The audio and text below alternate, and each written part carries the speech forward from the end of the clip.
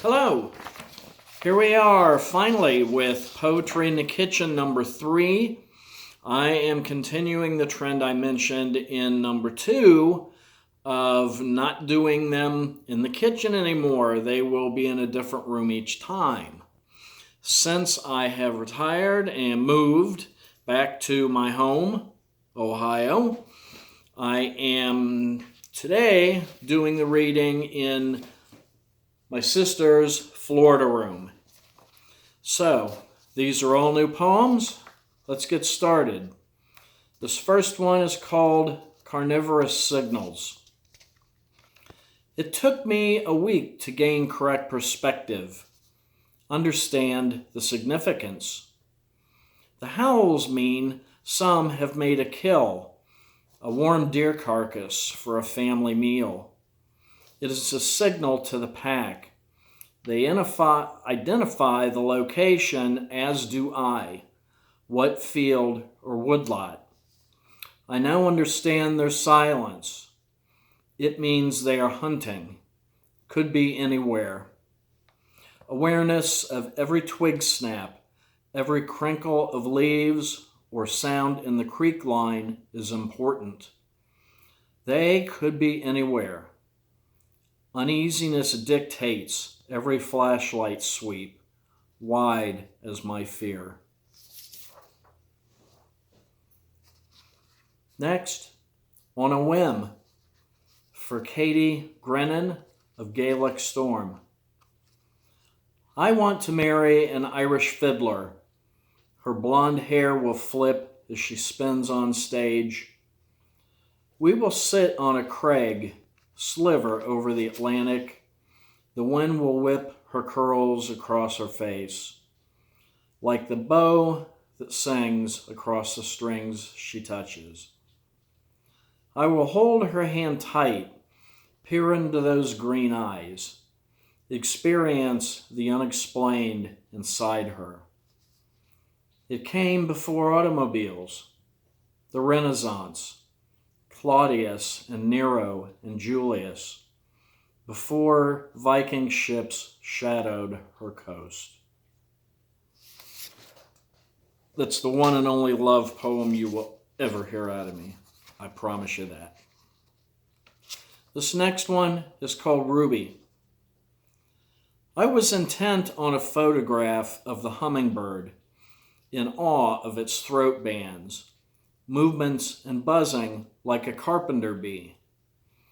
I know now it is enough to be 10 feet from the feeder as it helicopter hovers, dips its needle into the nectar.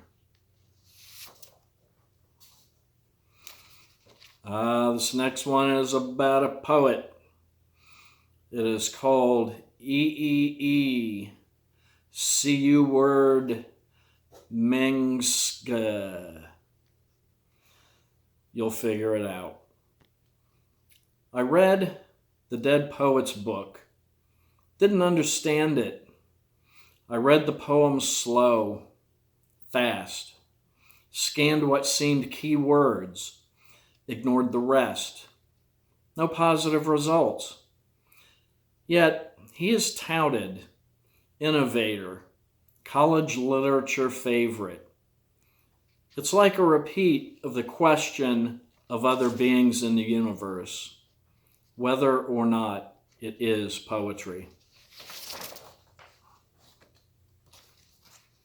A quandary of sorts. Some of them want hugs and kisses, exchange of kind words before they walk through the door. Others stomp out, angry and hurt. They cry and yell.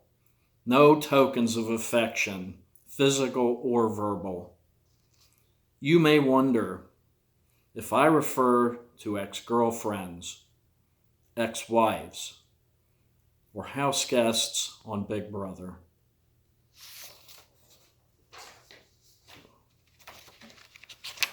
Next, this is about something that bothers me a little bit. Sorry if I offend anyone, just speaking my mind. This is called Don't call them that. I have a suggestion for young parents. Stop giving your children names such as Chandler and Grayson, Caden and Tyler. Plow through new ground. Perhaps you might draw from history and mythology. Hera, I want that bike put in the garage. Look at me when I'm talking to you, Normandy. Honey, I'll take Icarus to soccer tonight. Alamo, Auntie Tam, time for supper. Honey, Persephone made the honor roll again. Thor, no allowance until you cut the lawn. Names shape kids' self-identities. Apollo brings images of art and music, knowledge and healing. Lincoln was renowned for simple wisdom, morals, and righteousness. I think this is better than the moniker of a scandalous character on a television drama series. You might as well let them be called Fulcrum or Kite or Grass. Even Manifold would mean more than Chase. And no one likes a copycat.